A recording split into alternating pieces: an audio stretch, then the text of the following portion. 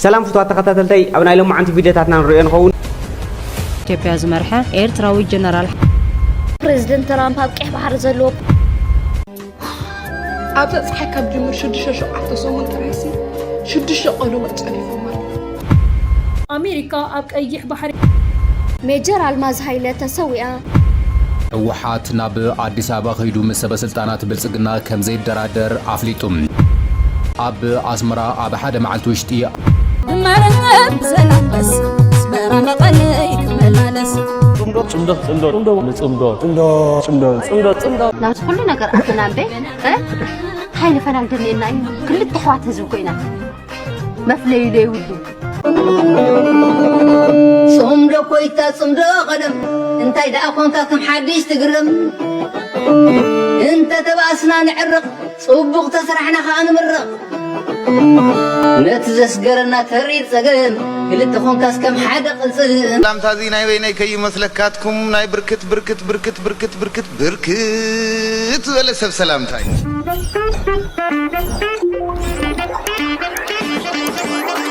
بتخونا فتواتن كبراتن تقاتلتين تجارو إيرتراوين حواتين ترينهم زلهم فقري تانكيو ناول حزون أب مدباتي أب تحسداتي زلكم رئيتو حسب النهر اللي أو كومنت حفل سلام أنا يوردل سلام أوني حنم بعلمه سلام يوردل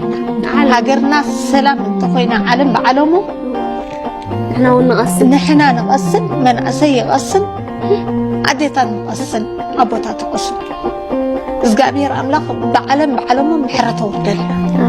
إذا صومون أب تاريخ أب زبل نقص مدبنا بزعبة تقنمي 200 عامات 21 سنة تولدين إثيوبيا زمرحة إيرتراوي جنرال حاصير مدبنا قربلكم إثيوبيا وين تكسا حجة أب عقاب سلام تساتيف نايلوم زنيتولو ناي كونغون كوريان وفري وتهدرو مرح خوينو بمستافو أب تاريخ إثيوبيا فتيوم كحكا زيكل سبيو ني إثيوبيا زمرح زنبرا نغوس هاصي هايله سلاسي أب 13 مسكرم 1974 بوتهدراتو زنبرو مكوننات تعاليو كاب سلطان مستالي مرحنة هاجر إثيوبيا استركب سبيو بزخات نايفل ما كام نغساو سرعات وصاين إثيوبيا زمرح حسب كخون كيلو نتينا هاصي هايله سلاسي زعلون وتهدرو من قصاص إثيوبيان نعسر تشوعات عامتا زمرحان درج استبهل من قصاصون نايفل ما لعلوي مرحي وينايفل ما أبو أمبريو جنرال أمان ميكيل عندهم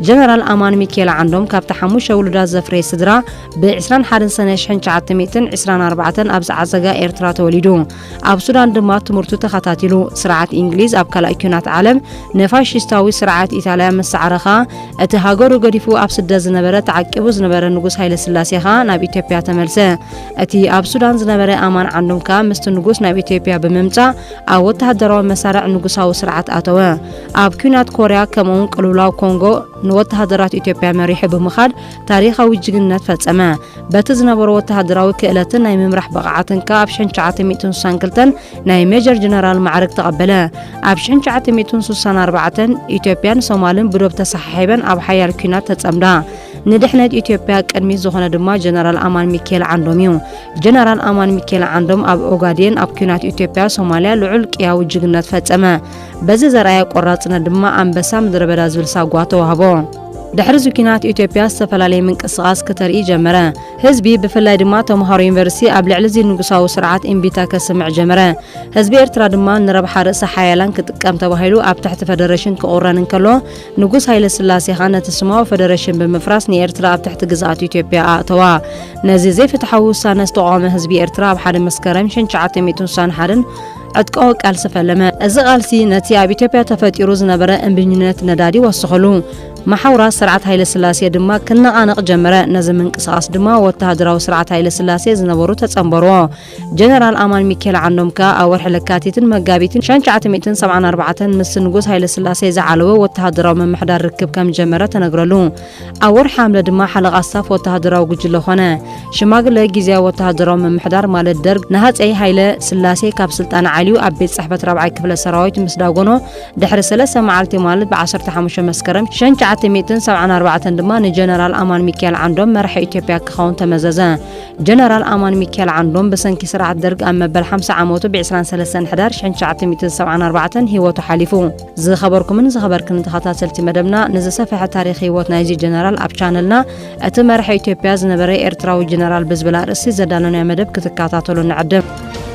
ክቡር ዓሊ ኢብራሂም ኣሕመድ ኣምባሳደር ሃገር ኤርትራ ሃገር ቀጠርን ሓለቓ ዲፕሎማስኛታትን ሎሚ ኣብ ቤት ጽሕፈት ክቡር ዓብዱላ ቢን ሓማድ ኣልዓትያ ሚኒስተር ምምሕዳር ከተማ ምብጻሕ ገይሩ ክልቲኦም ወገናት ንዝምድናታት ክልቲአን ኣሕዋት ሃገራት ንምሕያል ኣብ ዝከኣለሉ መንገድታት ተመያይጦም ከምኡውን ኣብቲ ናይ ሓባር ተገዳስነት ዘለዎም ዓውድታት ንዝህሉ ዕድላት ሓበራዊ ምትሕግጋዝ ገምጊሞም ፕሬዚደንት ትራምፕ ኣብ ቀይሕ ባሕሪ ዘለዎ ፖሊሲ ስግኣታት ብምእላይ ጸጥታዊ ኩነታት ንግዳዊ መስመር ናይ ዝባሕር ምክልኻል ዝብል ከም ዝኾነ ካብ ዋይት ሃውስ ዝወጽእ ሓበሬታ ረዲኡ እቲ ፖሊሲ ትራምፕ ኣብ ቀይሕ ባሕሪ ምልክቱ ዝተዘርግሐ ሓበሬታ ምምሕዳር ትራምፕ ረብሓ ኣሜሪካ ኣብ ቀይሕ ባሕሪ ንምርግጋጽን ንምሕላውን ሰፊሕ ወታደራዊ ምንቅስቓስ ክህልዎ ከምኡውን ድሕነት ንግዳዊ መራኽቢ ኣሜሪካ ንምሕላው ኣብ ልዕሊ ተጻባእቲ ዝብሎም ሓይልታት መጥቃዕቲ ክውሰድ ምዃኑ ኣገንዚቡ ውሽጠይ ብጣዕሚ ሕማቕ እንደ ደለኹ ግን ክዛረበለይ ኣብ ሆላንድ ትማል ምሸት ወዲ ዓመት ጸዲፉ ኣብ ፀሓይ ካብ ጅምር 6-7 ሰሙን ጥራይሲ 6 ቆልዑ ጸዲፎም ኣሎ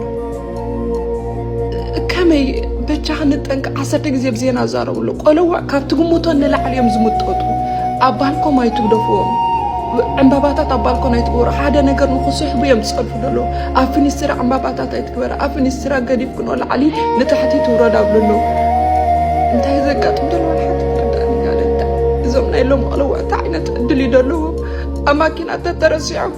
ብሎም ተባልዑ ክበغዩ ኢሎም ነቒፆም ጸንሑ ትማል ምሸተት ወዲ ዓመት ከመይ ለጋጥም መሃል ብፊኒስትራ ጸድፍ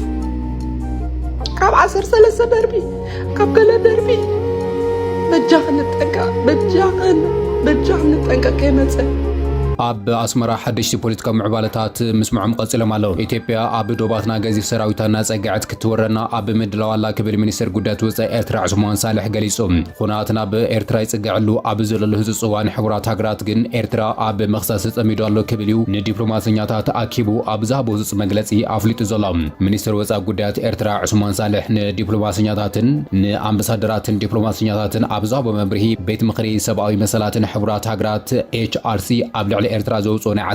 14 ዓመታት ፍሉይ መርማሪ ውሳነ ነጽጉዎም ዑስማን ሳልሕ ኣብ መግለጺኡ እቲ ትካል ነቲ ኣብ ዶባት ኤርትራ ዝእከብ ዘሎ ናይ ኢትዮጵያ ወታደራዊ ሓይሊ ሸለል ብምባል ኣብ ልዕሊ ኤርትራ ዝጭቡጥ መግለጽታት ከውፅእ ግዜ ጥፍእ ኣሎ ክብል እዩ ነቶም ኣብ ኤርትራ ዝርከቡ ኣምባሳደራት ኣኪቦ ኣብ ዛው መግለጺ ሓቢሩ ዘሎ ዑስማን ሳልሕ ወሲኹ ኤርትራ ምስ ኣህጉራዊ ማሕበረሰብ ክትሓበር ድልውቲ እኳ እንተኾነት እዚ ናይ 14 ዓመታት ፍሉይ መርማሪ መዓላግና ንኤርትራ ሽማ ይጥፍእን ናይ ወጻኢ ወፍርን ቱሪዝምን ንምዕናው ዓሊሙ ይሰርሕን ኣሎ ክብል እዩ ተዛሪቡ ዘሎ ብልጽግና ከበድቲ ወታደራዊ ሓይልታትን ኣጽዋራትን ኣብ ልዕሊ ላዕላዊ ዶባትና የዋፍር ኣሎ ዝበለት ሚኒስትር ኣብ መግለጺ ወሲኹ እዞም ናይ ብልጽግና ሰበስልጣናት ዝበሎም ናይ ግድን ባሕሪ የድልየና እዩ ብዝብል ጉልባብ ኣብ ልዕሊ ላዕላዊ ናይ ኤርትራ ገማግም ባሕሪ ስጋት ክፈጥሩን ነቲ ሓድሽ ኩናት ሃዋሁ ከባርዑ ይጽዕሩ ኣለዉ ክብል እዩ ኣጠንቂቖ ዘሎ ላዕለዎት ሓለፍቲ መንግስቲ ኢትዮጵያ ኣብ ዝተፈላለዩ ኣህጉራዊ መድረኻት ብምቕራብ ኣብ ልዕሊ ላዕላዊ ናይ ኤርትራ ገማግም ባሕሪ ወደባትን ዘነጻጸረ ሓደገኛ ንግግራት የካይዱ ኣለዉ ክብል እዩ ኸሲሱ ዘሎ ዑስማን ሳልሕ ወሲኹ ኣብ እዋን ሃጽያዊ ስርዓት ሃይለ ስላሰን ደርግን ኢትዮጵያ ካብ ኣሜሪካ ሶቪየት ሕብረትን ኣሜሪካን ኣውሮፓን ኩባን ከቢድ ናይ ፖለቲካን ወታደራዊ ሓገዛት ክትረክብ ከላ ህዝቢ ኤርትራ ግና ን30 ዓመታት ንበይኑ ከቢድ መስዋዕትነት ከፊሉ ነጻነቱ ከም ዝኣወጀ ገሊጹ እዚ ን14 ዓመታት ዝቐጸለ ፍሉይ መርማሪ ውሳነ ልዕሊ 8 ሚልዮን ዶላር ከም ዘባኸነ ዝገለጸ ዑስማን ሳልሕ እዚ ገንዘብ እዚ ንልምዓታዊ ስራሕቲ ክውዕል ይግባእ ነይሩ ክብል እዩ ወሲኹ ነቶም ዲፕሎማስያታት ገሊጹ ኤርትራ በቲ ናይ ርእሰ ተኣማንነት መዋቕራ መሰረት ብምግባር እዚ መጠን ገንዘብ እዚ ልዕሊ 100,000 ዜጋታት ተረባሕቲ ዝገበሩን 40 ናይ ፀሓይ ሰዓት ዝሰርሑ ናይ መስተማይ መርበባትን ክሃንጽን ሆስፒታላት ክሕድስን ይኽእል ነይሩ ክብል እዩ እቲ ሚኒስትር ወሲኹ ገሊጹ ኤርትራ ምስ ኣህጉራዊ ማሕበረሰብ ብናይ ማዕርነትን ላዕላውነትን መትከል ክትሰርሕ ድልውቲ ምዃና ዝገለጸ ዑስማን እዚ ፍሉይ መርማሪ ዝበሃል ፖለቲካዊ መሳርሒ ግና ንሓዋር ተዓጽዩ እዩ ክብል እዩ ገሊጹ ዘሎ እዚ ከምዚ ኢሉ እናሃለወ ድማ ኣብ ኣስመራ ነቕፋ ብዝምልከተ ሓድሽ ትእዛዝ ወፂሉ እዚ ትእዛዝ ከም ዘመላኽቶ ኩሉ ሰብ ናይ ባንኪ ሒሳብ ቁጽሪ ክኸፍት ዘለዎ ጥረ ገንዘብ ኩሉ ናብ ባንኪ ክግዕዝን ዝደንግግ እውን ተባሂሉሎም ሰባት ገንዘቦም ኣብ ባንኪ ሓንሳብ ምስ ዓቆሩ ወርሓዊ ካብ 5,000 ናቕፋ ንላዕሊ ከውፅኡ ዘይትፈቅድ ኤርትራ ኣብ ልዕሊ ዜጋታት ሕዝውን ኣዘራራቢ ኣዋጅ ኣውፅያላ ባንኪ ኤርትራ ኣብ ኢድ ውልቀ ሰባትን ትካላትን ብዘይ ዓቐን ተታሒዙ ኣሎ ንዝበሎ ባጤራ ናቕፋ ብዝምልከት ሰሉስ 30 ሰነ 2026 ጽኑዕ ሕጋዊ መተሓሰብ እዩ ኣውፅዩ ዘሎ እቲ ባንኪ ከም ዘመላኽቶ ዝኾነ ይኹን ካብ ባንኪ ወጻኢ ኣብ ኢድ ህዝቢ ዝርከብ ገንዘብ ክሳብ መወዳእታ ሓምለ ናብ ሒሳብ ባንኪ ክኣቱ ግዜ ሂብዎም ኣሎ ባንኪ ኤርትራ ወሲኹ ኣብ መግለጺኡ ነውስ ወከፍ ዜጋ ይኹን ትካል ሃገራዊ ባጤራ ነቕፋ ናይ ምጥቃም መሰል ጥራሕ ከም ዘለዎ ድሕር ምግላጽ ምዚ መሰል እዚ ድማ ግቡኣት ምፍጻም ግዴታ ምዃኑ ኣተሓሳሲቡላ ብመሰረት እዚ ድማ ካብ ባንክታት ወጻኢ ተታሒዙ ዘሎ ባጤራ ነቕፋ ክሳብ 31 ሓምለ 2026 ኣብ ዘሎ ግዜ ኣብ ባንክታት ኣብ ዝርከብ ሕሳባቶም ከእትውን ሒሳብ ባንኪ ዘይብሎም ዜጋታት ወይ ድማ ትካላት ብሓድሽ ሒሳብ ከፊቶም ኣታዊ ክገብሩ እዩ መምርሒ ሂቡ ዘሎ ነዚ መምርሒ እዚ ዘይትግበሩ ኣብ ዝተዋህቦም ግዜ ገደብ ገንዘቦም ኣታዊ ኣብ ዘይገብሩ ወገናት ግና ቅኑዕ ዝኾነ ስጉምቲ ክወስድ ምዃኑ መንግስቲ ኤርትራ ፍሊጡ ዘሎ እቲ ክውሰድ ዝተባለ ሕጋዊ ስጉምቲ እንታይ ምዃኑ ኣይነፀረን እዩ እዚ ሓድሽ ምዕባለ ኣስመራ ብዙሕ እናተባሃለሉ ዘሎ ኣብ ቁጠባዊ ድስካለ ተሸሚሙ ዝርከብ መንግስቲ ኤርትራ ናይ ገንዘብ ኖታ ምቕያር ክገብር ድዩ ዝብል ሕቶ ብዕሊ ኣይተገለጸን እዩ ዘሎ መንግስቲ ኤርትራ ኣብ ሕዳር 2015 ንባጤራ ነቐፋ ብሓድሽ ዲዛይን ምቕያሩን ኣብቲ ሽዑ እዋን ድማ ኩሉ ኣብ ኢድ ህዝቢ ዝነበረ ገንዘብ ናብ ባንክታት ክኣቱ ከም ዝገበረ ይዝከር እዩ ኣብቲ እዋን ዝተወሰደ ስጉምቲ ንዘይሕጋዊ ዝውውር ገንዘብ ንምቁፃርን ንቁጠባዊ ምርግጋእ ተባሂሉ ዝተገበረ ከም ዝነበረ ይዝከር እዩ ካብቲ እዋን እቲ ኣትሒዙ ድማ ዝኾነ ኤርትራዊ ዜጋ ካብ ናይ ገዛ ርእሱ ሒሳብ ባንኪ ኣብ ወርሒ 5000 ናቕፋ ማለት እውን $330 ጥራሕ ንኸውፅእ ዝፈቅድ ኣዘራራቢ ሕጊ ምንባሩ ይዝከር እዩ እዚ ሕጊ እዚ ድማ ኣብ ልዕሊ ንግዳዊ ምንቅስቓሳት መዓልታዊ ናብራ ህዝቢ ንኸቢድ ጽልዋ ክፈጥር ከም ዝጸንሐ ቁጠባዊ ንጥፈታት ከም ዝዛሕተለ ቁጠባዊ ተንተንቲ ክገልጹ እዮም ጸኒሖም ሜጀር አልማዝ ሃይለ ተሰዊያ ኣባል ክፍሊ ኢሚግሬሽን ዜግነትን ገዲም ተገዳሊት ሜጀር አልማዝ ሃይለ ብ2 ሰነ መበል 70 ዓመት ዕድሜ ኣብ ከተማ ለንደን ዓባይ ብሪጣንያ ብሕማም ተሰዊያ ኣብ ወርሒ ነሓሰ 1975 ናብ ህዝባዊ ሓይልታት ሓርነት ኤርትራ ዝተሰለፈት ተገዳሊት አልማዝ ኣዋን ሓርነታዊ ቃልሰብ ቤት ጽሕፈት መሪሕነት ፖለቲካዊ ቤት ጽሕፈትን ክፍሊ ፖለቲካዊ ምንቃሕና ዕቃዊ ምስጢራዊ ሰነዳት ውድብ ኦርኒክ ተጋደልትን መዝገብ ስዋኣትን ድሕርና ጽንህ ድማ ሚኒስትር ዜናን ክፍሊ ኢሚግሬሽንን ዜግነትን ኣብ መዳይ ስነዳ ዓብዪ ውፍይን ኣብነታውን ኣበርክቶ ዝገበረት ሓርበኛ እያ ስነ ስርዓት ቀብራ ድማ ብ25 ሰነ ሰዓት 4 ድሕሪ ቀትሪ ኣብ መካነ መቃብር ሓርበኛታት ኣስመራ ተፈጺሙ ክፍሊ ኢሚግሬሽንን ዜግነትን ብመስዋእቲ ገዲም ተገዳሊት አልማዝ ሃይለ ዝተሰምዖ መሪር ሓዘንና ገለጸ ንስድራ ቤታ መቃልስታን መሳርሕታን ጽንዓት ይሃብኩም ይብል ሚኒስትር ጉዳያት ወጻኢ ኤርትራ አቶ ዑስማን ሳልሕ ሎሚ ኣብ ኤርትራ ንዝመደበሮም ዝተፈላለዩ ዲፕሎማስያታት ኣምባሳደራት ሓባር ብምርካብ ነቲ ባይቶ ሰብኣዊ መሰላት ውድብ ሕብራት ሃገራት ወይ ከዓ ትካል ሰብኣዊ መሰላት ውድብ ሕብራት ሃገራት ተባሂሉ ንዝሓለፈ ልዕሊ 14 ዓመታት ኣብ ልዕሊ ህዝብን መንግስትን ኤርትራ ዝፍጽሞ ዘሎ ኣደራዕን በደላትን ዝምልከት ነዚ ጉዳይ ኤርትራ ዘለዋ ቀዋምን መርገፂታትን ዝምልከት ኣገዳሲ መግለጽን መብርህን ሂቡ ይርከባሉ ሚኒስትር ጉዳያት ወጻኢ አቶ ዑስማን ሳልሕ ትካል ሰብኣዊ መሰላት ውድብ ሕብራት ሃገራት ኣብ ልዕሊ ኤርትራን ካልኦት ከም ኤርትራ ዝኣመሰለ ሃገራት ብፍሉይ ኣብ ልዕሊ እዘን ሃገራት ጠመተ ብምግባር ኣብ ልዕሊአን ዝፍጽሞ ዘሎ ከምዚ ዓይነት በደላት ንመትከላት ውድብ ሕብራት ሃገራት ባዕቢኻ እቲ ትካል ንዝተመስረተሉ ዕላማታት ካብኡ ዘንደልሃፀ ከም ዝኾነ እዚ ብፍሉይ ኣብ ልዕሊ ኤርትራ ዝግበር ዘሎ ከምዚ ዓይነት ተጫቦታት ንልዕሊ 14 ዓመታት ዝቐጸለ بهوتوس دو كبليو منيستر قدات وصاي اتو عثمان صالح ملختاتو يحلف زركب زلو منيستر قدات وصاي اتو عثمان صالح بايتو سباو مسلات ودب حبرات هاغراتن كالوت مس سباو مسلات زكتاتلو تكالات ودب حبرات هاغرات ኤርትራ መተሕብባር ከም ጃቤት ግዳ ምዞም ከም ዚኦም ዓይነት ተካላትን ምዞም ከም ዚኦም ዓይነት ወኪላትን ንኣውሽቲ ኤርትራ ብምእታው ከምኡውን ምስ መንግስቲ ኤርትራ ቀጣዊ ርክባትን ዘረባትን ብምክያድ ነታ ኣባይታ ዘሎ ወድዓዊ ሓቅታት ብምርጋጽ ጸብጻባቶም ንኸቕርቡ መንግስቲ ኤርትራ ኩሉ ግዜ ማዕፁ ርሑብ ከም ዝኾነ እዞም ትካላት ውድብ ሕብራት ሃገራት ግን ኤርትራ ኣትዮም ዘይፈልጡ ክነሶም ብዛዕባ ኤርትራ እኹልን ጭቡጥን ኣፍልጦ ዘይብሎም ክነሱ ዝተሰናዕ ሓበሬታታት ሒዞም ብምምጻእ ኣብ ልዕሊ ኤርትራ በደላት ንምፍጻም ኣብ ልዕሊ ኤርትራ ብዘይካታ ኣንቢሮሞ ዝርከብ ዘሎ እገዳታት ካልእ ጸቕጥታት ንምምጻእ ዘካይድዎ ዘሎ ከምዚ ዓይነት ፈተነታት ኮነ ኢልካ ኣብ ልዕሊ ኤርትራ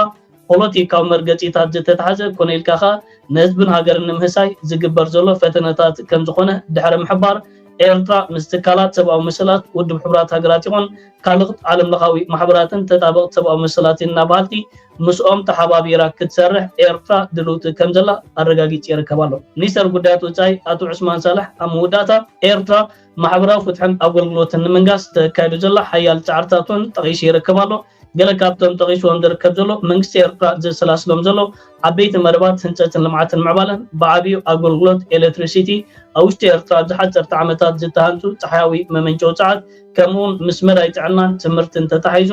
መንግስቲ ዘሰላስሎም ዘሎ ዓበይቲ ስራሓት እውን ብዝርዝር ተገሊጹን ተጠቒሱን ይርከብ ኣሎ ትካላት ውድብ ሕብራት ሃገራት እውን ነዚ ኤርትራና ብውሽጣዊ ዓቕምታታት ተሰላስሎ ከምዚ ዓይነት መደባት ኩሉ ግዜ ኣፍልጦም ሳቡ ነቲ ህዝብን መንግስትን ኤርትራ ዘካይዶ ከምዚ ዓይነት ስራሓትካ ኩሉ ግዜ ምስ ኣድነቕዎ እዮም ብኣንጻር ግን እዚ ሰብአዊ መሰላዶ ትካል ዶ ዝተባሃለ ናይ ውድብ ሕብራት ሃገራት ዓፍሽን መደናገርን ዝኾነ ትካል ኮነ ኢሉ ዓመት ኣብ ልዕሊ ኤርትራ ተጻቦታቱ ብምሕያል ኣብ ልዕሊ ኤርትራ ተጻባይ መርገጺታት መዓዝ ከምዚ ዓይነት ፈተነታት የካይዱ ሚኒስተር ጉዳያት ወጻኢ አቶ ዑስማን ሳልሕካ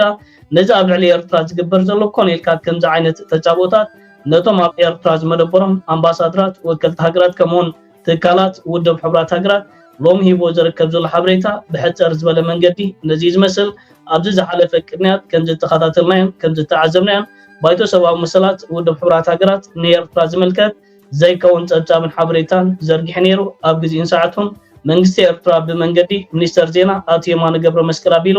ምላሽን ግብረ መልስን ሂቡሉ ነይሩ እዚ ባይቶ ሰብአዊ መሰላት ውድብ ሕብራት ሃገራት ዝተባሃለ ትካል ንኤርትራን ከም ኤርትራ ዝኣመሰለ ሃገራት በተን ምዕራባውያን ሓይልታትን ኣካላትን ዝወሃበን ትእዛዛት ብኡ ተመሪሕና ኣይንኸይድን ኢና ዝብላ ሃገራት ናተን መትከላትን ሓርያን ሒዘን ዝቐዳ ሃገራት ብፖሊሲ ርእሶም ምርኮሳናትን ተመሪሕን ክኸዳ ዝደልዩ ሃገራት ኩሉ ግዜ ኣብ ልዕለኒ ከምዚ ዓይነት ተጻቦታት ዘካይድ ሚኒስተር ጉዳያት ወጻኢ አቶ ዑስማን ሳልሕ ነዚ ብዘርዘር ኣስፊርዎን ገሊፅዎን ይርከብ ኣሎ ነዚ ሓበሬታን ነዚ ወጪ ዝርከብ ዘሎ መግለፂታትን ኣብ ገጻት ትዊተር ናይ ሚኒስተር ዜና አቶ የማነ ገብረ መስቀል ክትረኽብዎ ትኽእሉ ኢኹም ኣብ ገጻት ፌስቡክ ናይ ሚኒስተር ዜና ኣብ ገጻት ፌስቡክ ክትረኽብዎ ትኽእሉ ኢኹም ብዓብይኻ ኣብ shabbyte.com ብምኻድ ሚኒስተር ጉዳያት ወጻኢ ኤርትራ አቶ ዑስማን ሳልሕ ነቶም ኣብ ኤርትራ ዝመደበሮም ዲፕሎማሰኛታት ወከልቲ ሃገራት ሂቦ ዝርከብ ዘሎ መብርሂታት ነዚ ዝመስል እቲ ናይ መወዳእታ ሸቶን ዕላማን ናይ ዝሎም ተኻይዱ ዝርከብ ዘሎ ከምዚ ዓይነት ርክባት እቲ ን14 ዓመታት ኣብ ልዕሊ ህዝብን መንግስትን ኤርትራ ዝግበር ዘሎ ተጻባእ ዝኾነ መርገጺታት በቲ ትካል ናይ ውድብ ሕብራት ሃገራት ባይቶ ሰብአዊ መሰላት ዝተባሃለ ብህፁፅን ብዘይ ቅድመ ኩነትን ደው ንኽብል እያ ኤርትራ ጻውዒታት ኣቕሪባ ትርከብ ዘላ ዝሓለፈ ዓመት ቅድሚ ሓደ ዓመት ባይቶ ሰብአዊ መሰላት ውድብ ሕብራት ሃገራት ከምዚ ዓይነት ርክባትን ኣኼባታትን ምስ ኣካየደ ዳርጋ ዝበዝሐ ኣባላት ናይቲ ውድብ ዝኾነ ሃገራት እቲ ኣብ ልዕሊ ኤርትራ ዝግበር ዘሎ ከምኡ ዓይነት ምክትታል ኣብ ልዕሊ ኤርትራ ዝግበር ዘሎ ከምኡ ዓይነት ተጻባይ መርገጺታት ደው ንኽብል ድምፂ ድሚፀን ነይረን ንሳተን ድምፂ ሂበን ክነሰን እዩ እዚ ተጻባይ መርገጺታት ኣብ ልዕሊ ኤርትራ ቀጻሊ ኮይኑ ዝርከብ ዘሎ ሚኒስተር ጉዳያት ወጻኢ ኤርትራ ወሲድዎ ዝርከብ ዘሎ ከምዚ ዓይነት ውሳነታት ዓብይን ኣገዳስን እዩ ምክንያቱ ከምዚኦም ዓይነት ወከልቲ ሃገራትን ዲፕሎማሰኛታትን ትካላት ውድብ ሕብራት ሃገራትን እታ ኣብ ባይታ ዘሎ ሓቅታት ምፍላጥ ማለት ፍርቂ ናይቲ ጉዕዞ ምብፃሕ ማለት ስለ ዝኾነ መንግስቲ ኤርትራ ኣብ መዳይ ዲፕሎማሲ ዝኽተሎ ዘሎ ፍሉይ ዝኾነ ኣካይዳ ኣብዚ ወቅትን ኣብዚ ቅንያትን ንከታተሎን ንዕዘቦን ዘለና ኣገዳሲ ኮይኑ ዝርከብ ንከምዚኦም ዓይነት ዲፕሎማሰኛታት ኣኪብካ መግለፂታትን መምርሒታትን ምሃብ ብዓብይ እውን ኣብዚ ዝሓለፈ ቅንያት ብሬድዋን ሁሴንን ጌታቸው ረዳን ንኤርትራ ዝምልከት ኣብ መርበብ ሓበሬታ አልጀዚራ ዝሰፈረ ዘይከውን ጽሑፍ መንግስቲ ኤርትራ ብመንገዲ ኣምባሳደሩ ኣብ ቀጠር ኣቢልዎን ብመንገዲ መርበብ ሓበሬታ አልጀዚራ በቲ ንሳቶም ዝመጽኦ መርበብ ሓበሬታ ኣቢሉ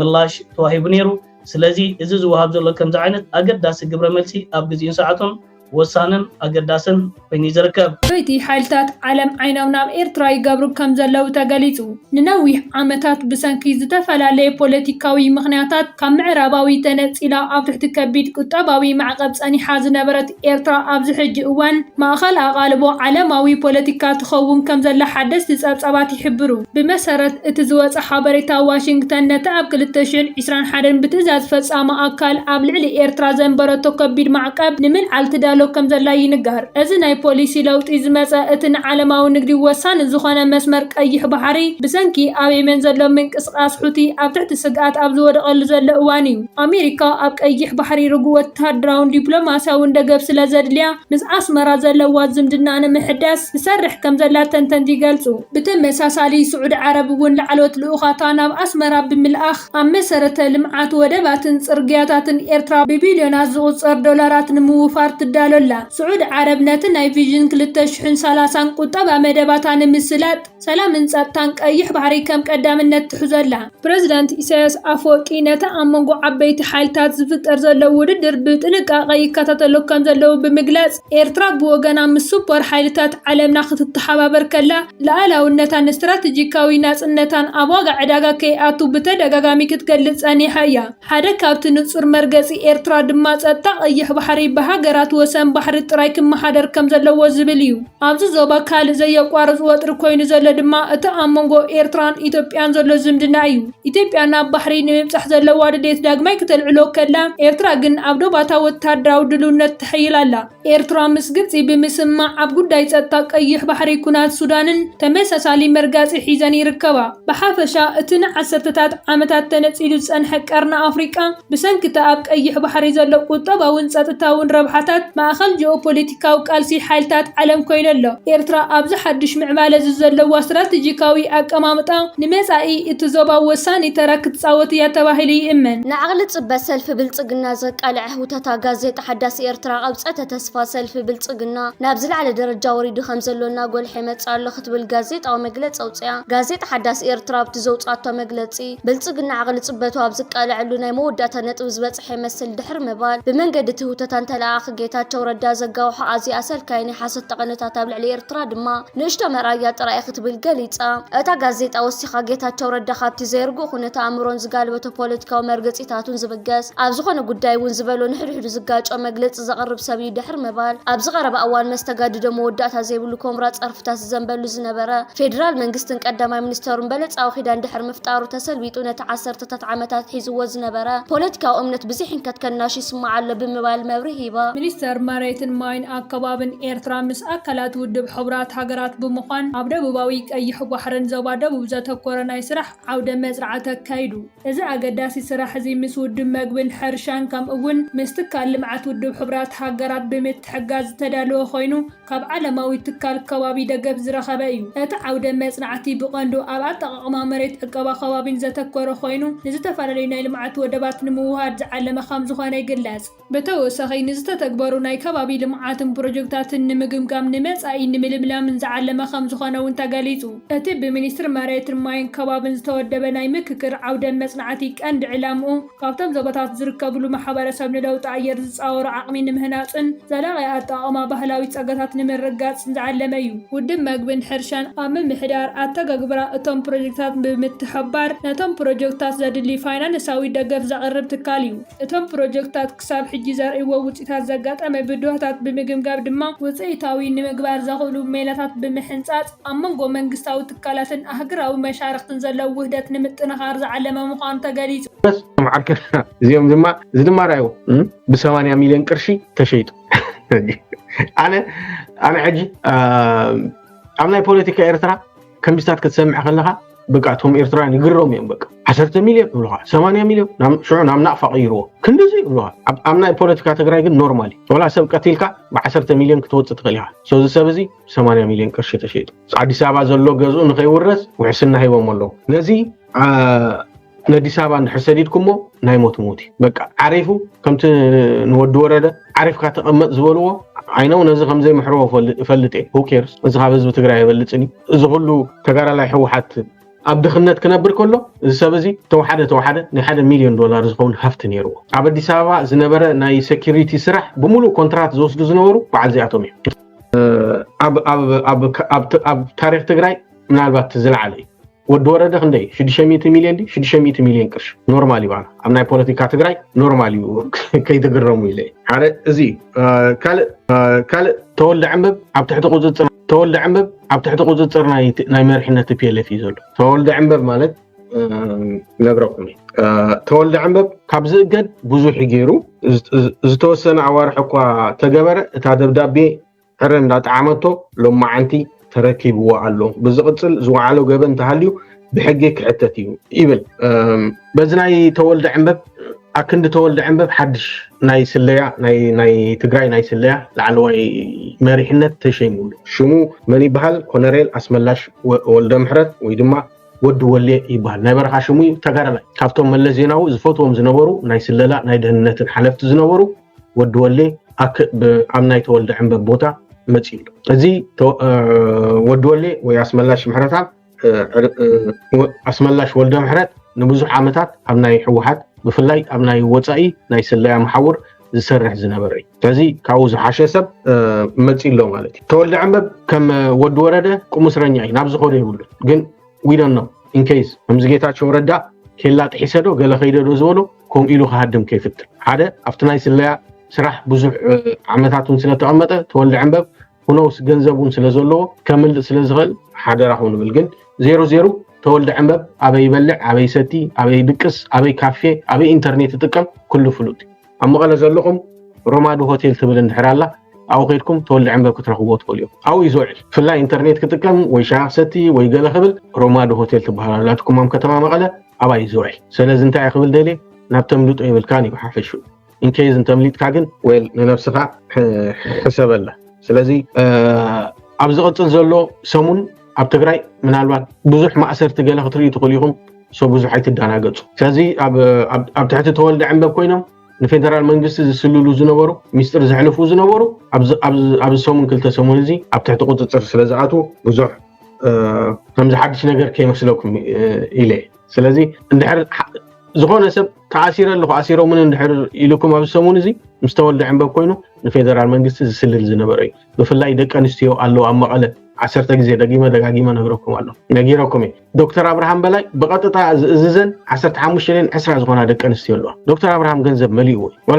ወልሓንት ክትገብር አይትኽልኒ ተንቆልዑቴን ስራሕ ይብለን ገሌ ይብለን ገሌን አደቆልዒን ግን ዴይሊ ሓበሬታ ካብ ትግራይ ፍላይ ካብ መቐለ ዓዲግራት ራያ ሽረ እዚ ናይ ግድን أو عدوك I don't think so أو عدوك هم يلون فيدرال منجستي زسلل ويسرح نحراله بلو بعد شيء ليش بهلا الحكي يا أو عدوك أو وتبو سازي مستي زنبرة security محاور تغيروا سلزلو نعون متسراي توم مستولد عم بكوينهم مس فيدرال منجستي زرخبو زسلي زنبرو عاتم كأسرهم سلزقولو بزح سايكتو لهم تولد عم حانتي كم زحجي تخصيصو أي تعسرن زلو جن كم مسرنياي تولد عمب حانتي توما أبتقرأي زلو نايس اللي محاور أجي كفنج حزوه اليوم نسود ورده كرخبمو انتاي مستر كم زهبه انتاي كم زبله حزوه فتينهم نيرم جنسون نايس اللي كلت سلازنورو زيا فشيله امبر نود ورده خيدو تاناي مودعتا سرح كتودع الله استبهلت مسا هيكونتن امبر شعاء اجي كفنج مسود ورده تزت حزنيرو تشاو اخليون يري سلازي زياتهم زين مسلا سلازي قال زعما دكتور ابراهام نغيركم زعما اقفاتلا ناي بعال سيمسفنن ناي اباي صحيان ناي كالوتن ازي نبعلو ديتيل مرمرا زليو منياتو تولد عمب تاناي بعد من دمكنيات مس صحافه دحر واحد غزي تسرابيتي اباريروم زغلو نسامورايونس 10 حدا ገጽ afta መጽሐፉ ጽሒፉሉ ንኢድዎ مع ሳሙራውን አባሪሮም ስለዚህ ምናልባት ካፍቶም ኣብ ላዕለዎት መራሕቲ ናይ ሕወሓት ዝነበሩ ካፍቶም ቂም ዝነበሮም ሰባት ክኸውን ይኽእል ብዛዕባ ሰበይቱ ናይ ተወልደ ዕንበብ ነጊረኩም ሽዑ ትግራዋይ በቃ ሓቂ መሲልካ ሰይቲ ተወልደ ዕንበብ ኛር ኢላ ክትበክ ከላ ከምዚ ገይሮም ለይዶ ኣፍሪሶም ለይዶ ከምዚ ገይሩ ኣብይ ከምዚ ገይሩ ክትብል ከላ ሕጂ ተጸጊዓ ምስ ኣብይ ናይ 80 ሚልዮን ቅርሺ ንብረት ተረኪባ ዘላ ንስዕ እዞም ኩሎም ኣብ ኣዲስ አበባ ሃዲሞም ዘሎ ማእከላይ ኮሚቴ ብሙሉኦም ጉጅለ ክሕደት ትሪእዎም ዘለኹም ኣብቲ ናይ ትግራይ ኩናት ካብቲ ዝነበረ 60 ቢልዮን ቅርሺ ካሽ ካው ከ200 300 150 ሚልዮን ቅርሺ ዝወሰዱ ሰባት ገንዘብ ናይ ህዝቢ ትግራይ ዝተወልደ ዕንበብ ድማ ብ80 ሚልዮን ተሸይጡ ማለት እዩ እዚ እቲ ኢንፎርሜሽን ዘሎ ካው ሓሊፉ ዝሓድሽ መፂ ዘሎ ኮሎኔል አስመላሽ ወልደ ምሕረት ዝበሃል ቅድሚ ሕጂ ጽቡቕ ተመክሮ ዝነበሮ ሰቢ አይ ሆፕ ትግራይ ከሳግራ ኢልና ተስፋ ንገብር